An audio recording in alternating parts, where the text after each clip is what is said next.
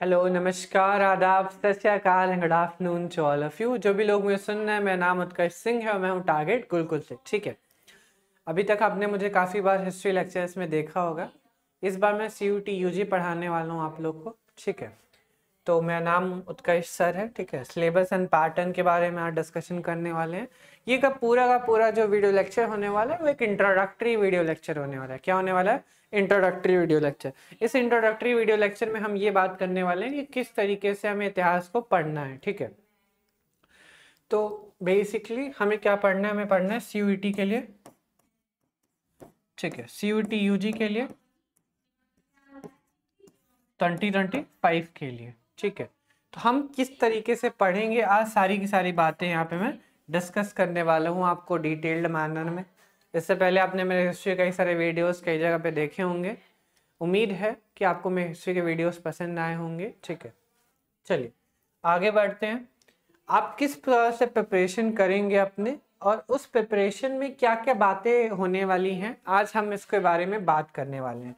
तो ये जो सिलेबस डिस्कशन आज हम करने वाले हैं, क्या करने वाले हैं? आज हम सिलेबस को आपसे डिस्कशन करने वाले हैं।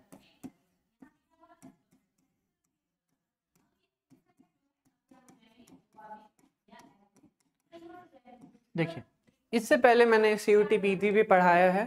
ठीक है, लेकिन CUT UG पहली बार पढ़ा रहा हूँ, तो मेरे लिए नया है। जस्ट 2-3 साल के पेपर्स हमें मिलेंगे, जो कि CUT UG 2022 में ही आया है। ठीक है, तो उसके हिसाब से हम पढ़ाएंगे। आपको कोई भी चीज़ की तैयारी कर रहे हो, आप गवर्नमेंट जॉब की या किसी भी चीज़ की प्रिपरेशन कर रहे हो, तो आपके पास 3 जो होने चाहिए वो चीज़ें आपके पास कंपल्सरी होनी चाहिए। 3 चीज़ें आपके पास होनी चाहिए। क्या क्या होना चाहिए आपके पास? 3 चीज़ें। आप मतलब कोई भी जॉब की तैयारी करो, UPSC, UPPCS, CUT UG, CUT PG, net, TGT, PGT, या कुछ भी आप दे रहे हो, 3 चीज़ों को आपको बेस मानना है। क्योंकि मैंने बहुत सारे पेपर दिए हैं, TGT दिया है, PT दिया है, मैं नेट भी दे चुका हूँ। ठीक है, कई सारे एंट्रेंस दिया है, CUT PG भी दी हूँ, कई सारे स्टेट एंट्रेंस एग्जामिनेशन में बहुत अच्छा स्कोर किया, टॉप 50 मैंने रैंक लाई है अपनी। ठीक है, इसके अलावा और भी बहुत सारी चीज़ें हैं, धीरे धीरे आपको मेरे बारे में सही से पता चल जाएंगी। तो क्या चीज़ें करनी चाहिए आपको? तो बेसिकली पहले नंबर पे जो चीज़ आती है वो आता है सिलेबस। आप किसी भी चीज़ की जब तैयारी करना स्टार्ट करो, तो आप पहले उसका सिलेबस देख लो क्या है। पूरा सिलेबस क्या करो, पहले आप डाउनलोड करके निकलवा लो। ठीक है, और जहाँ पे आप तैयारी कर रहे हो उसको वहाँ पे चिपकवा दो। ठीक है, पहली चीज़ है सिलेबस। दूसरी चीज़ है previous year questions. Previous year question हमें चाहिए 2 से 3 साल के। 2 से 3 साल के मिलेंगे, 2022 से हमें मिलेंगे। तो जो हमें प्रीवियस ईयर क्वेश्चन मिलेंगे वो हमारे लिए क्या होंगे? बेस होगा। प्रीवियस ईयर क्वेश्चन क्या होगा? हमारा बेस होगा प्रिपरेशन का। तीसरे नंबर पे हमें क्या करना है? ज्यादा से ज्यादा क्या करनी है? टेस्ट सीरीज लगानी है। ज्यादा से ज्यादा क्या करना है? टेस्ट सीरीज लगाना है। तो हम आपको हर चैप्टर के क्या देंगे? एक टेस्ट सीरीज देंगे। जैसे अगर एक चैप्टर खत्म हो गया, ठीक है, उस चैप्टर में कम से कम हम आपको 50 से 100 क्वेश्चन, 200 क्वेश्चन देंगे, और उस क्वेश्चंस को मैं खुद बनाऊंगा। वो क्वेश्चन क्या होगी? टोटली एनसीईआरटी बेस होगी। क्या होगी? टोटल तरीके से एनसीईआरटी बेस होगी। ठीक है, अब हमारे पढ़ाने का क्या तरीका है? तो हमारे पढ़ाने का जो तरीका है बच्चों, देखो, हमें क्या पढ़ना है? हमें एनसीईआरटी पढ़नी है। तो एनसीईआरटी को हम 2 पार्ट्स में पढ़ेंगे। ठीक है, सबसे पहले हम कुछ पीडीएफ के फॉर्म में, कुछ मेरे नोट्स हैं जिसको मैं पढ़ाने वाला हूं आपको। ठीक है, कुछ पीडीएफ फॉर्मेट में नोट्स होंगे। कोई भी चैप्टर हम 2 तरह से पढ़ेंगे, पीडीएफ फॉर्मेट में, नोट्स के फॉर्म में पढ़ेंगे। ठीक है, और दूसरा, हम एनसीईआरटी बुक के पेजेस में, एनसीईआरटी बुक के पेजेस की एक पीडीएफ बना लेंगे, और जहां से क्वेश्चन आता है उस चीज को आपको पढ़ाने का काम करेंगे। ठीक है, आपको बताते चलेंगे यहाँ से ये क्वेश्चन पूछा गया है, यहाँ से क्वेश्चन आपको, मतलब बेसिकली आपको हम ये बताने का काम करेंगे कि क्या चीज आपको पढ़ाना है और क्या चीज आपको छोड़ना है। ठीक है, जब आप इन तीनों चीजों पे महारत हासिल कर लेंगे, तब आपको जाके पता चलेगा कि आपको अगर एक चैप्टर फॉर एग्जांपल है, तो एग्जांपल में आपको क्या चीज पढ़ना है और उस चैप्टर में आपको क्या चीजें छोड़नी है। तो क्या छोड़ना है वो ज्यादा इंपॉर्टेंट है, क्या पढ़ने से है वो मतलब कम इंपॉर्टेंट है, लेकिन आपको छोड़नी क्या क्या चीज़ें वो ज़्यादा इंपॉर्टेंट है। और वो चीज़ आपको कैसे पता चलेगी, वो चीज़ आपको पढ़ते पढ़ते पता चलेगी, ठीक है। तो सारी की सारी बातें मैं करने वाला हूँ आज आपसे, ठीक है। फॉर एग्जाम्पल पहला जो हमारा चैप्टर है वो है the story of the first cities and Harappan archaeology, ठीक है। अब इसकी टाइमलाइन क्या होती है, तो टाइमलाइन आपको इसकी पता होगी, 2600 से लेके 1800 BC तक इसका टाइमलाइन है लगभग हड़प्पन सिविलाइजेशन का। इसको 3 पार्ट्स में डिवाइड किया गया है, ठीक है। फिर कुछ मैप्स भी दिया हुआ है, ठीक है। एनसीईआरटी के लास्ट में भी यहाँ पे कुछ बॉक्स बना के, बॉक्स में कुछ पॉइंट्स दिए रहते हैं, वो बहुत इंपॉर्टेंट होता है, ठीक है। एनसीईआरटी के एकदम लास्ट में एक टाइमलाइन वाला पेज होता है, उसमें टाइमलाइंस दी रहती हैं, वो भी बहुत ज़्यादा आपके एग्जामिनेशन के लिए इंपॉर्टेंट होता है, ठीक है। तो वो सारी चीज़ें भी हम डिस्कस करेंगे एक चैप्टर के अंदर, और उस चैप्टर को बहुत डिटेल्ड में देखेंगे, इतना डिटेल में देखेंगे कि उससे बाहर से कहीं से कोई क्वेश्चन आ ही नहीं सकता है। मैं ये शर्त लगा लेता हूँ, ठीक है। अगर उससे बाहर से कहीं से कोई क्वेश्चन आपको मिल जाए तो आप मुझे बताइएगा, ठीक है। लेकिन उससे बाहर से लगभग क्वेश्चन नहीं आएंगे, ठीक है। पेपर का आपको फॉर्मेट पता होगा, डोमेन सब्जेक्ट है हिस्ट्री आपका, तो 50 क्वेश्चन होंगे, 50 में से आपको 40 करने होंगे। और मेरी बात मानिए कि 50 में से आपको 50 आ रहा होगा, लेकिन आप 40 करने के लिए मजबूर होंगे कि यार नहीं, मैं कैसे 40 का मुझे तो 50 का 50 आ रहा है। तो हम आपको इस तरीके से पढ़ाने वाले हैं कि 50 के 50 चीज़ें आपको, 50 के 50 क्वेश्चन आपको आएंगे ही आएंगे, ठीक है। पहला जो चैप्टर है, जो पहला यूनिट हमारा है, वो है first cities is called Harappan. Harappan, Mohenjodaro, Indus valley civilisation हम पहले में पढ़ने वाले हैं, ठीक है।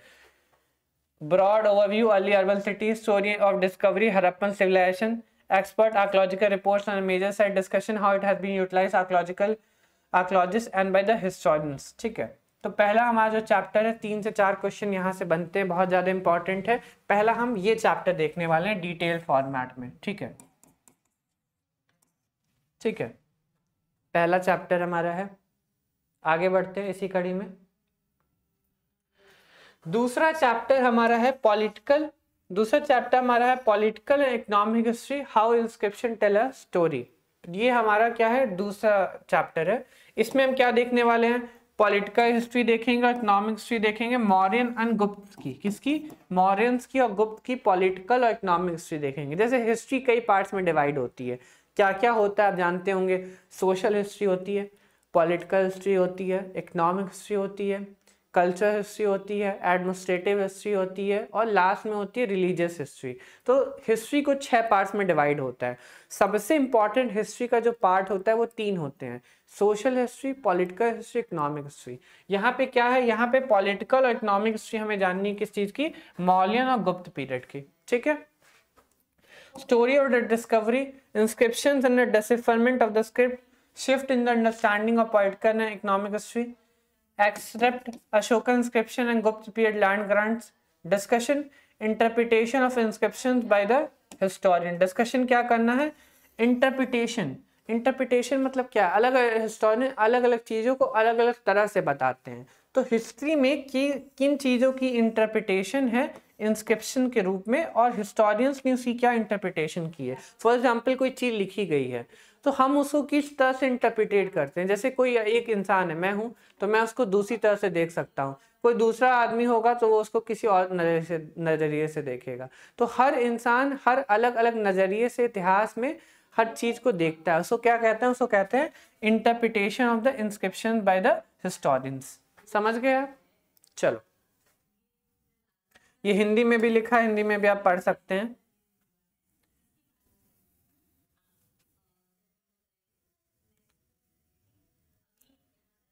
महाभारत बहुत बड़ी इपिक है। हम पढ़ने वाले हैं सोशल हिस्ट्री, क्या पढ़ने वाले हैं, social history of the Mahabharata पढ़ने वाले हैं। Broad overview issues in the social history, social history में सामाजिक इतिहास में क्या क्या इश्यूज हैं, कास्ट क्या होता है, बहुत प्यारा टॉपिक है यार, देखो ये सब सोशियोलॉजी में भी होता है, ठीक है। क्लास क्या होता है, किंगशिप्स क्या हैं, जेंडर क्या है, ठीक है, इन सारी चीज़ों के बारे में बात कर रहे हैं। Story of discovery, transmission and publications of the Mahabharata, transmission and publications क्या क्या हुए महाभारत में। एक्सर्ट्स क्या चीज़ें हैं from the Mahabharata illustration, how it has been used by the historian. Mahabharata का उपयोग करते हुए सामाजिक इतिहास। हमें बेसिकली सोशल हिस्ट्री जानना है। मैंने आपको बताया हिस्ट्री के कई पार्ट्स होते हैं, मैंने अभी आपको इससे पहले नाम बताए हैं, 6 प्रकार के हिस्ट्री के पार्ट्स होते हैं।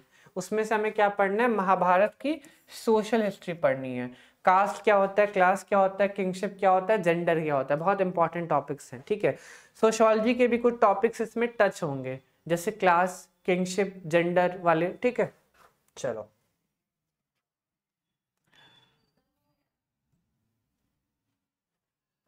हिस्ट्री ऑफ, बहुत important chapter, history of Buddhism, Buddhism की हिस्ट्री। बुद्धिज्म हिंदू धर्म से अलग है, ठीक है। Sanchi stupa, first broad overview, a brief review of religious histories of Vedic religion. Vedic religion में क्या क्या चीजें होती हैं, ठीक है। अब वैदिक रिलीजन में हम इसको अलग अलग एस्पेक्ट से पढ़ेंगे, जैसे इसकी पॉलिटी पढ़ेंगे, इसकी इकोनॉमिक कंडीशंस पढ़ेंगे, इसकी सोशल कंडीशन पढ़ेंगे, इसके कल्चर कंट्रीब्यूशंस पढ़ेंगे, कई लिटरेचर, कोई सोर्सेज होंगे वो पढ़ने का काम करेंगे। जैनिज्म है, जैनिज्म में कितने तीर्थंकर आए, उनकी क्या आइडियोलॉजीज रही, ठीक है। वैष्णविज्म के प्रमुख प्रोमिनेंट लीडर्स कौन हैं, उनकी क्या आइडियोलॉजीज हैं, उनके क्या सिद्धांत हैं। शैविज्म में क्या है, ठीक है, ये शैविज्म लिखा, वैष्णव, शैविज्म, तंत्रिज्म, ये सारी चीजें बात करने वाले हैं। हम मोर फोकस किसके ऊपर होंगे, बुद्धिज्म के ऊपर। सबसे ज्यादा, इनमें से सबसे ज्यादा हमारा फोकस किसके ऊपर होगा, बुद्धिज्म के ऊपर होगा, सबसे ज्यादा फोकस बुद्धिज्म के ऊपर होगा। Next point, story of discovery of Sanchi stupa. Sanchi stupa की डिस्कवरी की स्टोरी, एक्सपर्ट चीजें।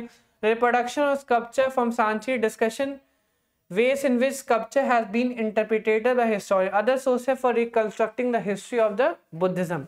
यहाँ पे जो मेन टॉपिक हमारा है वो क्या होगा, बुद्धिज्म होगा। बुद्धिज्म की क्या आइडियोलॉजीज हैं, लॉर्ड महावीर के बारे में पढ़ेंगे।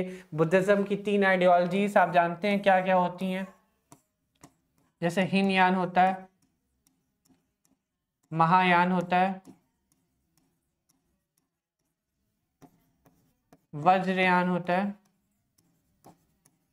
हीनयान, महायान, वज्रयान, बाद में जाके थियोडेरियंस आते हैं, थारवाडियंस भी आते हैं, लेकिन यही अभी 3 मेन ब्रांचेस हैं। तो हम बुद्धिज्म के बारे में डिटेल में देखेंगे, हम लाइफ ऑफ गौतम बुद्ध के बारे में डिटेल्स में देखेंगे, उनकी फिलॉसफी देखेंगे, उनकी आइडियोलॉजीज देखेंगे, इन तीनों में क्या क्या डिफरेंस होता है, इनकी क्या आइडियोलॉजीज होती है, ये सारी बातें हम देखने का काम करेंगे, ठीक है। चलो आगे बढ़े।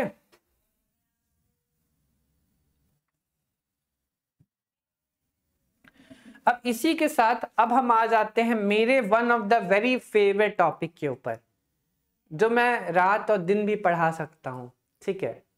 वो क्या है, मिडाइवल हिस्ट्री, मेरा सबसे फेवरेट पार्ट हिस्ट्री का, जो मैंने बहुत साल पढ़ाया, लंबे समय से पढ़ा रहा हूँ। और एंशिएंट, मिडाइवल और मॉडर्न में जो मैं प्रॉपर टीचर हूँ वो मिडाइवल हिस्ट्री का हूँ। मॉडर्न भी मुझे बहुत अच्छी आती है, लेकिन मिडाइवल सबसे अच्छी आती है। हम पढ़ने वाले हैं मिडाइवल में, medieval society through the travellers accounts. Account किसके, ट्रेवलर्स के, जो भारत में आए, उन्होंने क्या बताने का काम किया। 3 लोग के ऊपर हम बेसिकली बात करने वाले हैं। Outline of the social and culture life as they appear in the travellers account.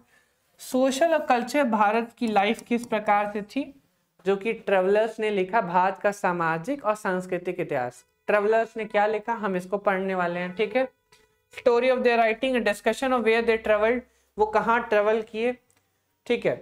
Why they travelled, क्यों उन्होंने ट्रेवल किया, और व्हाट दे रोट, उन्होंने क्या लिखा, फ्रॉम हुम दे रोट, और उन्होंने किसके लिए लिखा, ठीक है। ये सारी बातों को व्हाट, वाई, और जैसे इतिहास में क्या बोलते हैं ना, हर चीज के बारे में आपको पता होना चाहिए। तो यहाँ पे वही लिखा है कि वाई, क्यों उन्होंने ट्रेवल किया, व्हाट दे रोट, उन्होंने क्या लिखा, और तीसरी चीज हुम दे रोट, उन्होंने किसके लिए लिखा। इन 3 चीजों के अगर हमें आंसर्स पता चल गए तो हमें हर चीज का आंसर पता चल जाएगा। व्हाट, व्हाई दे ट्रेवल्ड, क्यों उन्होंने ट्रेवल किया, what they travel, what they wrote, उन्होंने क्या लिखा, और हुम दे रोट, उन्होंने किसके लिए लिखा, ठीक है। चलो 3 लोग का नाम हम बहुत इंपॉर्टेंट है। सबसे पहला है अब्बू रहमान अल बरूनी। अब्बू रहमान अल बरूनी के बारे में पढ़ने वाले, इनकी किताब है किताबुल हिंद या तहकीक हिंद, डिटेल में इनके बारे में देखेंगे, ठीक है। पहले क्वेश्चन भी आता था। इब्न बतूता, पहन के जूता, एक मोरक्कन ट्रेवलर जो कि टांगियर शहर से आया था, जो इतना मशहूर हो गया, मोहम्मद बिन तुगलक के दरबार में रहा करता था। इनकी किताब का नाम है रहला, इनकी किताब का क्या नाम है, रहला नाम है। फिर आए बर्नियर, दो लोग साथ में आए थे, एक ही समय काल में आए थे, शाहजहां औरंगजेब के काल में आए थे, बर्नियर और टैवर्नियर। तो बर्नियर ने इतिहास को बहुत ज़्यादा बार लिखने की कोशिश की, इन्होंने कारखानाओं के बारे में बताने का काम किया, इन्होंने जो वॉर ऑफ सक्सेशन चल रहा था औरंगजेब और उसके भाइयों में, उसकी हिस्ट्री को बताने का काम किया, इन्होंने वहाँ की उस समय की सोशल हिस्ट्री बहुत अच्छी तरह से बताई, उन्होंने कल्चर हिस्ट्री उस समय की बहुत अच्छे से बताई। तो बर्नियर ने क्या क्या चीज़ों के बारे में, उनकी किताब है the travel of Mughal India, जहां तक मुझे याद आ पा रहा है। हाँ, तो इनकी किताब को हम देखेंगे, बर्नियर के बारे में हम डिटेल में पढ़ने वाले हैं, ठीक है। Discussion, what this travel accounts can tell us, how they can be interpreted by the historians. इन्होंने अपने लेख में, इन्होंने अपनी जो हिस्ट्री है उसमें क्या क्या चीज़ों को बताने का काम किया था, ठीक है। What this travel accounts can tell us, हमें वो चीज़ें क्या बताती हैं, और उनको हिस्टोरियंस ने किस प्रकार से क्या किया है, इंटरप्रिटेट किया है। क्या किया है बच्चों, इंटरप्रिटेट किया। इंटरप्रिटेट मतलब क्या होता है, अपने अनुसार बताने की कोशिश की है। हम ये भी पढ़ने का काम करेंगे। हमारा फोकस बेसिकली 3 लोग पे होगा, ध्यान रखिएगा, अल बरूनी, इब्न बतूता, बर्नियर। और भी बहुत सारे नाम आपको मिलेंगे, हमें टैवर्नियर के बारे में पढ़ने को मिलेगा, ठीक है। और कई लोग और भी कई सारे एनसीईआरटी का, क्योंकि एनसीईआरटी का ये पहला चैप्टर है मेडावल हिस्ट्री का, तो इसमें कई सारे नाम हैं। इसमें कुछ ऐसे भी नाम हैं जिसको 1-2 लाइन में लिखा गया, जिसके बारे में हम उसको भी आपको डिटेल में पढ़ाने की बात करेंगे, ठीक है। मुझे अभी नाम तो नहीं याद आ रहा है, 3-4 नाम उसमें थे जो एकदम नए नाम थे, जिसको आपने, जिससे अभी क्वेश्चंस भी नहीं बनाए जाते हैं, तो वो नाम से भी हम 3-4 उस पर भी पॉइंट देखेंगे डिटेल फॉर्मेट में। अगर उसके बारे में 1-2-4 लाइन लिखा है तो उसको हम डिटेल में देखेंगे, ठीक है। यही एक समझदार टीचर की बात होती है कि वो उन पॉइंट्स को पकड़ लेता है जो एनसीईआरटी में आता है बस 1 लाइन में, उसको भी डिटेल में हमें करके पढ़ना होता है, ठीक है। चलो, इससे भी शिक्षा क्वेश्चन बन जाते हैं। हाँ, अब हम पढ़ने वाले हैं भक्ति एंड सूफी मूवमेंट। क्या पढ़ने वाले हैं, भक्ति एंड सूफी मूवमेंट हम पढ़ने वाले हैं। भक्ति अलग है, भक्ति हिंदुओं में होती है, सूफी होती है मुस्लिम्स में, ठीक है। भक्ति में नैनार्स आते हैं, अलवर्स आते हैं, ठीक है। बाद में इसमें भी 2 प्रमुख शाखाओं में भक्ति जो होती है वो बट जाती है, वो भी हम देखने का काम करेंगे, ठीक है। सूफिज्म जो होता है वो होता है मुस्लिम्स में। अब मुस्लिम में क्या सूफिज्म होता है, सूफिज्म की आइडियोलॉजी क्या होती है, इसमें कई सेक्ट्स होते हैं, जैसे चिश्ती सेंस होते हैं, ठीक है, चिश्ती, नक्शबंदी और कादरिया सेक्ट हो गया, ठीक, सुहरवादी सिलसिला हो गया, ये सारे क्या हैं, सिलसिला हैं, सेक्ट हैं, ठीक है। हम इसको भी देखने का काम करेंगे बहुत डिटेल्ड फॉर्मेट में, ठीक है। भक्ति में 2 लोग की बेसिकली भक्ति के बारे में हम पढ़ेंगे, ठीक है। एक तो राम भक्ति होगी और दूसरी होगी कृष्ण भक्ति। तो राम भक्ति में कौन कौन से सैंट्स आए हैं, कृष्ण भक्ति में कौन कौन से सैंट्स आए हैं, ठीक है। और इनको छोड़कर एक और प्रकार की भक्ति, जैसे जिसको बोलते हैं हम लोग, हाँ, भक्ति में क्या होता है, सूफी में क्या होता है, जैसे इसमें भक्ति में क्या होते हैं, अलग अलग प्रकार के सरगुण होते हैं, ठीक है। एक संत होते हैं इनको सरगुण कहा जाता है, एक संत होते हैं इनको निर्गुण कहा जाता है, ठीक है। इनके बारे में पढ़ेंगे, ठीक। Broad overview outline of region development during this period, ideas and practices of the Bhakti Sufi saints, story of the transmission, how Bhakti Sufi composition have been preserved, expert extracts from the selected Bhakti Sufi works, discussion ways in which these have been interpreted by the historians, ठीक है। चलो देखो, architecture of Hampi और विजयनगर बहुत important है। विजयनगर के बारे में हम डिटेल फॉर्मेट में देखेंगे, ठीक है। इसमें विजयनगर भी आता है, ठीक है। एक तो विजयनगर वाला टॉपिक और एक तो हम्पी वाला टॉपिक। तो हम्पी वाला टॉपिक आर्किटेक्चर वाला होने वाला, पढ़िए। Outline of the new building during Vijayanagar period, temples, fort, irrigation facilities, relationships between architecture and the political system, still discovery of accounts of how Hampi was found, ठीक है। इसके अलावा excerpts visual of buildings at Hampi, discussion ways in which historians have analyzed and interpreted these structures। तो हम्पी के बारे में Vijayanagar periods में क्या क्या टेम्पल्स रहे, फोर्ट्स रहे, इरिगेशन फैसिलिटीज रही, इसको देखने वाले हैं। विजयनगर एम्पायर बहुत ज्यादा इंपॉर्टेंट टॉपिक है, ठीक है। बहुत ज़्यादा क्वेश्चन भी आते हैं, तो विजयनगर एम्पायर को हम डिटेल में देखेंगे और उसका स्पेशली उसका जो आर्किटेक्चर वाला पार्ट है उसको भी हम डिटेल में पढ़ेंगे, ठीक है। चलो अब हम एग्रेरियन रिलेशन देखने वाले हैं, किसमें? ऐन अकबरी में। एग्रीकल्चर की क्या क्या रिलेशंस लिखी गई हैं? ऐन अकबरी सबको पता है किसने लिखी है, अबू फजल ने लिखी है, ठीक है। तो जो अकबरनामा होता है, अकबरनामा के कई पार्ट्स हैं, तो उसके जो एक पार्ट मुझे लग रहा है थर्ड का जो उसका पार्ट थर्ड है, उसको ऐन अकबरी कहा जाता है। तो ऐन अकबरी में क्या क्या चीजें दी हैं? Structure of agrarian relation 1670। Agrarian relation मतलब एग्रीकल्चर जो रिलेशंस होते हैं उनके बारे में बात किया गया है। Pattern of change over the period, क्या पैटर्न हुआ टाइम के साथ, क्या क्या क्या चीजें क्या हुई, चेंज हुई समय के साथ साथ। स्टोरी और discovery, accounts of the compilation translation of Ain Akbari, expert from the Ain Akbari, discussion ways in which historians have used the text to reconstruct the history। तो एग्रीरियन रिलेशंस हम पढ़ने वाले हैं, ठीक है। एग्रीरियन रिलेशन मतलब क्या कहते हैं हिंदी वाले? कृषि संबंध, ठीक है। एग्रीकल्चर रिलेशंस हम पढ़ने वाले हैं डिटेल फॉर्मेट में। कौन से उस समय क्रॉप्स थे, कौन से क्रॉप्स पोर्टुगीज लेकर आए अपने साथ, उन्होंने कौन कौन से न्यू क्रॉप्स ग्रो किए, कमर्शियल क्रॉप्स कौन कौन से उस समय काल में आए, उनकी क्या वैल्यू थी, ठीक है।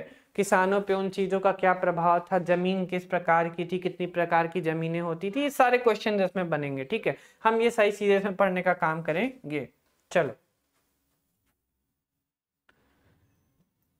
Next, the Mughal court reconstructing history through chronicle. हम क्या देखने वाले हैं? मुगल कोर्ट देखने वाले हैं। मुगल कोर्ट बहुत इंपॉर्टेंट टॉपिक है, इससे बहुत अच्छे अच्छे क्वेश्चन बनते हैं, ठीक है। तो outline of the political history of 15th-17th century, discussion of the Mughal court and politics, story और discovery, account of the production of the court chronicles and the subsequent translations and transmission from the Akbarnama and Padshahnama. Akbarnama पता है आपको किसने लिखी है? अबू फजल ने लिखी है। पातशाहनामा अब्दुल हामिद लाहौरी ने लिखी है, ठीक। Discussion ways in which historians have used the text to reconstruct the political history। इसमें political history देखेंगे। और हम क्या देखने वाले हैं इसमें? मुगल कोर्ट के बारे में पढ़ने वाले। बहुत इंपॉर्टेंट है ये चैप्टर और बहुत ज्यादा से क्वेश्चंस भी आते हैं, ठीक है। चलो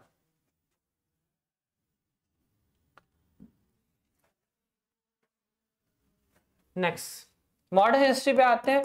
मॉडर्न हिस्ट्री सबसे बड़ा वेटेज लेती है, लगभग मॉडर्न हिस्ट्री से आपके पास 50 में से आपको 40 क्वेश्चंस करने होते हैं। 50 में से कितने क्वेश्चन करने हैं? 40 आपको करने हैं। तो 50 में से आपको 40 क्वेश्चन करने हैं ना बच्चों। देखो तो 20 से जो 25 क्वेश्चन पूछे जाते हैं ना, वो अकेले कहाँ से पूछे जाते हैं? वो अकेले मॉडर्न हिस्ट्री से पूछे जाते हैं। सबसे ज्यादा चैप्टर भी मॉडर्न हिस्ट्री में 6 चैप्टर्स हैं बेसिकली, लेकिन सभी 6 चैप्टर से क्वेश्चन नहीं पूछा जाएगा। अभी मैं बताऊंगा किसी 2-3 चैप्टर से क्वेश्चन बहुत कम पूछे जाते हैं। तो 20 से 25 क्वेश्चन मतलब 50% से भी ऊपर का जो वेटेज है वो कौन दे रहा है आपको? मॉडर्न हिस्ट्री अकेले दे रही है, ठीक है। तो मॉडर्न हिस्ट्री अगर आपने सही से पढ़ ली तो सब हो जाएगा। चैप्टर का क्या नाम है?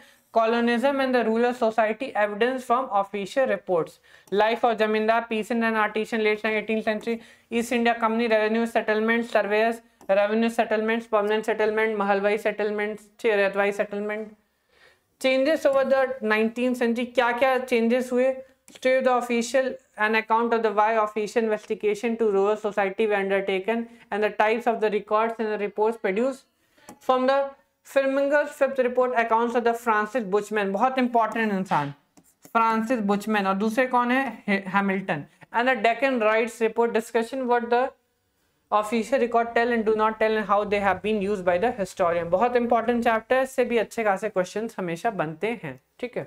चलो नेक्स्ट चैप्टर है रिवोल्ट ऑफ 1857। 1857 की क्रांति, one of the most important chapter. The events of 1857-58, how these events were recorded and narrated, focus on the Lucknow, pictures of 1857, extras from the contemporary accounts, discussion how the pictures of 1857 shaped British opinion of what had been happened।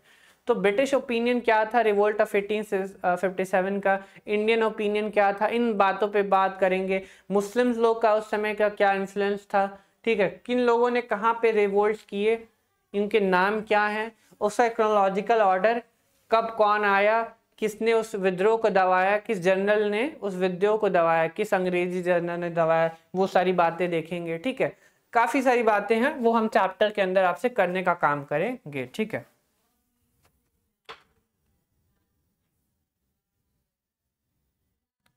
Next chapter colonialism and towns and Indian towns plans and municipal report. 3 जगहों के बारे में बहुत ज़्यादा तरीके से important है, जैसे बॉम्बे, मैद्रास, कैलकाटा, इनके बारे में हम देखने का काम करेंगे। ठीक है, आगे देख लीजिएगा पार्टीशन थ्रू ओरल सोर्सेस, हम ये वाला चैप्टर भी पढ़ने वाले हैं, पार्टीशन थ्रू ओरल सोर्सेस। ठीक है, 14 नंबर चैप्टर है। सबसे लास्ट का चैप्टर सबसे ज्यादा important, the making of the constitution. 5 से 6 क्वेश्चन यहां से भी हमेशा बनाए जाते हैं। ठीक है, चलो अब हम एक ट्रेंड एनालिसिस देखते हैं। अब भाई आपने सभी चीजें पढ़ ली, अभी आप बोर्ड में होंगे, आप बोर्ड देने वाले होंगे। अब हमें ये देखना है बच्चों कि यार किससे कितने क्वेश्चन पढ़ने हैं हमें। अगर एक हम बेस तैयार कर लेना चीजों का, इसको कहते हैं ट्रेंड एनालिसिस। क्या कहते हैं? Trend analysis. तो हमें ट्रेंड एनालिसिस देखना है। पहला chapter Harappan civilisation, bricks bone, इससे 3 से 5 क्वेश्चन हमेशा पूछे जा रहे हैं। तो हमने क्या पढ़ लिया? हड़प्पन सिविलाइजेशन पढ़ लिया। दूसरा chapter early state economic king farmers and city, इससे भी हमेशा 3 क्वेश्चन पूछे जा रहे हैं। तो 3 क्वेश्चन हमने यहां से पढ़ लिया। ठीक है, third chapter early society fraternity class and caste, 2 question, 1 question, 3 question. ठीक है, फिर चौथा chapter culture evolution thinker belief and buildings. ठीक है, 4 से 5 क्वेश्चन कई वर्षों में आए हुए हैं, आप देख सकते हैं, ये भी इंपॉर्टेंट चैप्टर है। ठीक है, सांस्कृतिक विकास, कल्चर इवोल्यूशन। तो 3 important chapter, Harappan civilisation, early state economic और ये वाला कल्चर इवोल्यूशन, ये 3 इंपॉर्टेंट चैप्टर्स हमें यहाँ पे दिख रहे हैं। चलो अब मिडाइवल में आ जाते हैं। मिडाइवल में पहला chapter travellers attitude and their understanding of the society, 1 या 2 क्वेश्चन हमेशा पूछे जा रहे हैं।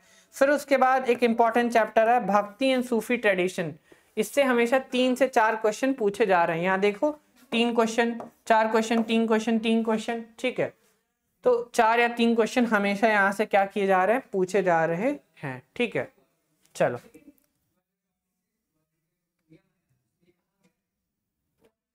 आगे बढ़ते हैं। मिडाइवल हिस्ट्री है, Vijayanagar the capital of an empire, most important chapter. 3 से 5 क्वेश्चन यहां से आप लगा के रख लीजिए। 3 से 5 क्वेश्चन यहां से पूछना ही पूछना है, कोई इसमें डाउट वाली बात नहीं है। उसके बाद 8 चैप्टर हमारा क्या है? Peace and land loss in the state agriculture society in the Mughal empire. 3 या 1 क्वेश्चन, बहुत इंपॉर्टेंट नहीं है लेकिन ठीक ठाक से है। फिर 9 चैप्टर है, बहुत important, rulers and chronicles of the Mughal court. 3 से 5 क्वेश्चन हमेशा पूछा जा रहा है, देख रहे हो? 3 से 5 क्वेश्चन, मोस्ट इंपॉर्टेंट चैप्टर्स में से एक। ठीक, उसके बाद देखेंगे colonialism in study of government records in the country side, 10 chapter है, 3-5 क्वेश्चन, मतलब 3 से 5 क्वेश्चन यहां से भी पूछे जा रहे हैं। ये भी मोस्ट इंपॉर्टेंट चैप्टर है।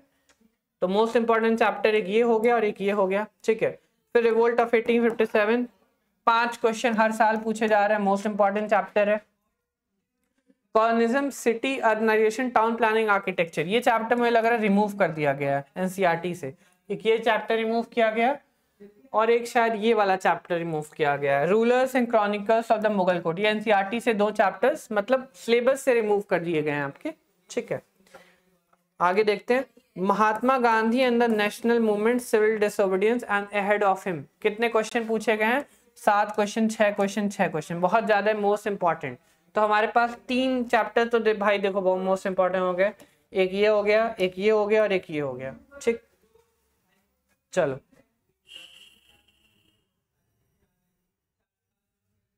9 चैप्टर हमारे पास, understanding partition, petition, politics, memory and experiences. एक क्वेश्चन, एक क्वेश्चन, एक क्वेश्चन, ये बेसिकली डिलीट कर दिया गया है एनसीईआरटी से, इसलिए ज्यादा क्वेश्चन नहीं पूछे गए। और लास्ट चैप्टर मोस्ट इंपॉर्टेंट, उसका नाम है मेकिंग ऑफ द कॉन्स्टिट्यूशन। क्या चैप्टर का नाम है? Making of the constitution. 4 से 6 क्वेश्चन हर साल पूछा जा रहा है। देखो 5 क्वेश्चन, 4 क्वेश्चन, 6 क्वेश्चन। तो ये हमने ट्रेंड एनालिसिस देखा चैप्टर्स का, आपको किस हिसाब से क्या चीजें पढ़नी है, कितनी आपको कौन से चैप्टर के ऊपर ध्यान देना है। जिससे क्वेश्चन ज्यादा पूछे गए हैं उसको आपको ज्यादा देखना है, और जिससे क्वेश्चंस कम पूछे गए हैं उससे आपको कम ध्यान देना है। ठीक है, जैसे फॉर एग्जांपल क्वेश्चन जिससे ज्यादा पूछे गए हैं, तो क्वेश्चन ज्यादा Harappa civilisation, early state economics से पूछे गए, कल्चर इवोल्यूशन से पूछे गए, भक्ति एंड सूफी मूवमेंट से पूछे गए। ठीक है, इसके अलावा Vijayanagar the capital of empire, सबसे ज्यादा क्वेश्चन पूछे गए। Rulers and chronicles of the Mughal court सबसे ज्यादा क्वेश्चन पूछे गए हैं, ठीक है। फिर कॉर्निज्म से क्वेश्चन पूछे गए हैं, रिवोल्ट ऑफ 1857 से क्वेश्चन पूछे गए हैं, Mahatma Gandhi and national movement, इससे बहुत ज्यादा क्वेश्चन पूछे गए हैं, ठीक है। फिर लास्ट में यहाँ पे एक चैप्टर है मेकिंग ऑफ द कॉन्स्टिट्यूशन, इससे भी हर साल 5 से 6 क्वेश्चन पूछे गए हैं। तो हम इस हिसाब से पढ़ेंगे जिस क्वेश्चन मतलब जिस चैप्टर ज्यादा क्वेश्चन पूछे गए उस चैप्टर को ज्यादा डिटेल में पढ़ने की बात करेंगे, ठीक है। और जिससे कम क्वेश्चन पूछेगा उस पर थोड़ा कम ध्यान देंगे, ठीक है। चलो, आपको आई होप सारी बातें समझ में आ गई होंगी। एक इंट्रोडक्टरी वीडियो लेक्चर था। अब हम CUET UG की हिस्ट्री की क्लास ले आएंगे, ठीक है। आप एक बार क्लास में भी ज्वाइन करके देख सकते हैं कि आपको कैसे लगा। तो हमने बेसिकली स्टार्ट किया है RM बैच CUET 2025 के लिए, UG के लिए। इसमें आपको BA BSc BCom BLLB BA LLB MBA पढ़ाया जाएगा। क्या क्या चीज़ें आपको मिलेंगी इसमें? कंप्लीट सिलेबस मिलेगा, लाइव रिकॉर्डेड ऑनलाइन क्लासेस मिलेंगे, क्लास मिलेंगे हिंदी के और इंग्लिश मीडियम के, फुल लेंथ आपको टेस्ट सीरीज मिलेंगे। इसके अलावा chapter wise test and practice आपको मिलेंगे, chapter wise test series and practice test मिलेंगे, लाइव डाउट सेशंस मिलेंगे अगर आपको रिक्वायर्ड है। इसके साथ साथ DPP एंड पर्सनल गाइडेंस आपको एग्जाम के लिए मिलेगी, ठीक है। ये कोर्स वैलिडेबल है टिल CUET 2025, जब तक नहीं हो जाता है तब तक इसकी क्या है, वैलिडिटी है। उम्मीद है कि आपको ये वीडियो लेक्चर पसंद आया होगा। एक इंट्रोडक्टरी वीडियो लेक्चर था CUET 2025 के लिए, ठीक है। अब सीधे हम लोग क्लास में मिलते हैं, क्लास में आपसे सारी सारी बातें करेंगे, ठीक है। आपको मैंने बता दिया 16 चैप्टर्स रहने वाले हैं, कैसे उसको डील करने वाले हैं, ठीक है। 2 टाइप से हम पढ़ने वाले हैं, वो भी मैंने आपको बता दिया। एक NCERT बुक्स के हम आपको पैराग्राफ दिखाएंगे और जहाँ से क्वेश्चन पूछे आते हैं मैं आपको वो लाइन्स बताऊंगा, आपको लाइन्स को नोट करेंगे। और दूसरा, मैं अपने नोट्स से आपको पढ़ाने वाला हूँ, मेरे जो खुद के नोट्स हैं NCERT के, मैं उन नोट्स से आपको पढ़ाने वाला हूँ। तो 2 तरह से मैं पढ़ाने का काम करूँगा। और लास्ट में हम ज़्यादा से ज़्यादा टेस्ट सीरीज लगाएंगे एक चैप्टर के अंदर, उससे हमारा क्या होगा, सक्सेस का जो रेट होगा वो और ज़्यादा इंक्रीज हो जाएगा, ठीक है। तो अगर आपको Delhi university, BHU, Allahabad university या किसी भी अन्य किसी बहुत स्पेसिफिक यूनिवर्सिटी में लेना है एडमिशन हिस्ट्री में एज अ डोमेन सब्जेक्ट, तो आप मेरे चैनल को ज्वाइन कर सकते हैं। हमारे चैनल का नाम है टारगेट सेमेस्टर। तो लास्ट में जो भी लोग मेरे देख और सुन रहे हैं, थैंक यू सो मच।